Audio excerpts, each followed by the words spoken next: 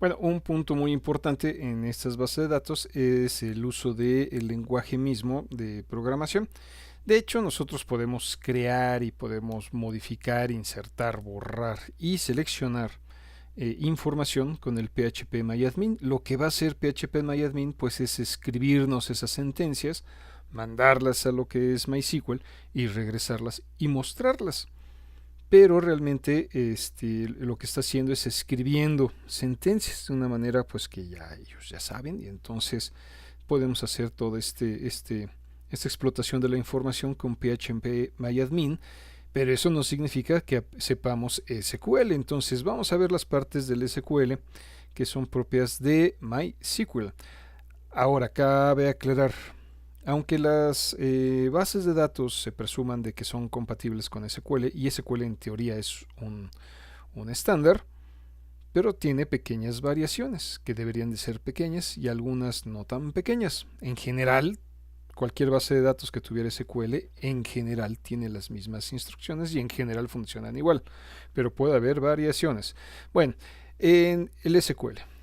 Si nosotros, bueno, por principio de cuentas, el SQL significa Structured Query Language, que quiere decir es un lenguaje de preguntas estructuradas.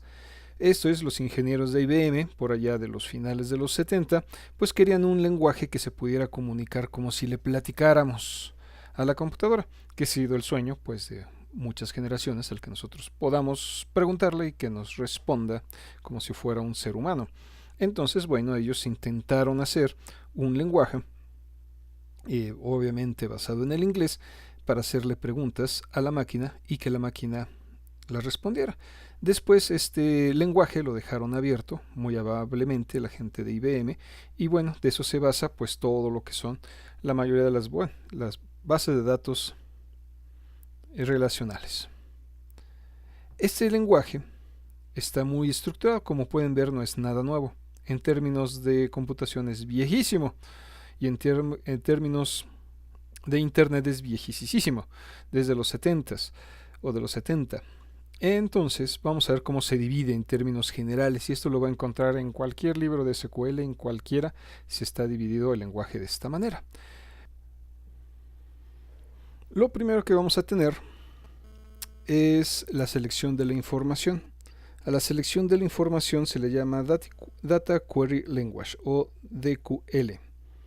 Este DQL está formado por una sola sentencia, que es el select.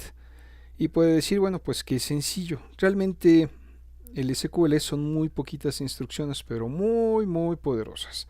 Extremadamente poderosas. Entonces puede decir, bueno, pues qué fácil, nada más es una instrucción, pero vamos a ver de que tiene muchísimos parámetros y que es realmente muy poderoso. Pero bueno, esa es la primera parte, que es selección de la información. Después conocemos algo como modificación de la información de las tablas. Esto generalmente se llama el DML, que es el Data Modification Language, es decir, las instrucciones que utilizamos para modificar la información dentro de la tabla. Podemos tener el delete, que va a ser para borrar, el insert, obviamente para insertar, load data, vamos a insertar información, optimizar la tabla, es para administración, para reorganizarla internamente, el replace, y el update, que es para sustituir información. A esto le vamos a llamar el DML. También vamos a tener parte del lenguaje, va a ser para crear y vaciar y seleccionar lo que son bases de datos. A esto se le conoce como DDL o Data Definition Language, que es crear una base de datos con el Create Database, vaciarla con el Drop Database y seleccionarla por medio del Use. Otra parte del SQL va a ser la creación, alteración y vaciado de las tablas y de sus índices. Puede ser el alter table, el create index, create table, drop index y drop table. Como ve, pues son poquitas sentencias y todas más o menos son entendibles. Es prácticamente crear índice, crear tabla, obviamente en inglés, o vaciar índice o vaciar tabla. Repetimos, aparentemente es muy sencillo y sí, realmente lo es, pero bueno, tiene muchísimas formas de hacer y de operar.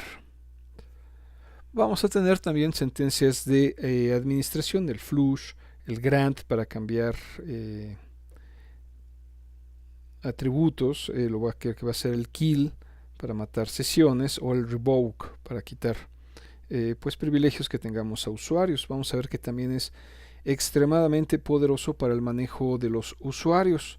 Es decir, nosotros podemos hacer un usuario que únicamente lea 2 tablas o podemos hacer un usuario para que solamente lea 2 tablas, pero de esas 2 tablas solamente 2 columnas. Y ese tipo de cuestiones administrativas es extremadamente poderoso el lenguaje SQL y bueno, obviamente también MySQL. Tenemos obtención de la información. Podemos decir, si supongamos estamos haciendo un análisis de nuestra base de datos y queremos que nos los describa o que nos los explique, digamos un select, podemos poner el describe y podemos poner el explain, podemos poner el show, que generalmente es para mostrar tablas y bases de datos, pero con esto pues vamos a poder optimizar lo que son nuestras consultas. Es más bien ya está más enfocado a lo que es la cuestión administrativa. Ya no creamos datos, sino ahora los vamos a observar para su optimización o su optimación. Tenemos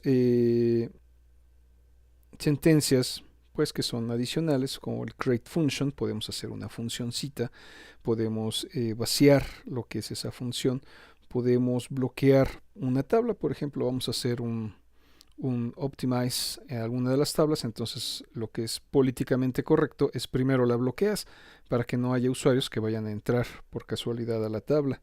Puedes desbloquearlas, puedes cambiar atributos, ya son sentencias que generalmente son administrativas. En términos generales, así se divide lo que es el SQL y así lo va a encontrar en la mayoría de los libros, dividida de esa forma.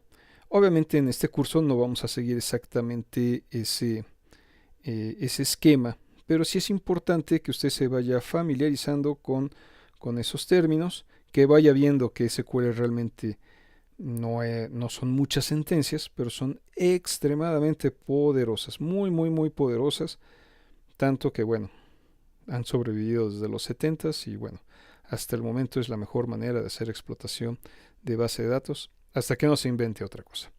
Entonces vamos a proceder a crear nuestra base de datos, lo cual lo haremos en el siguiente video.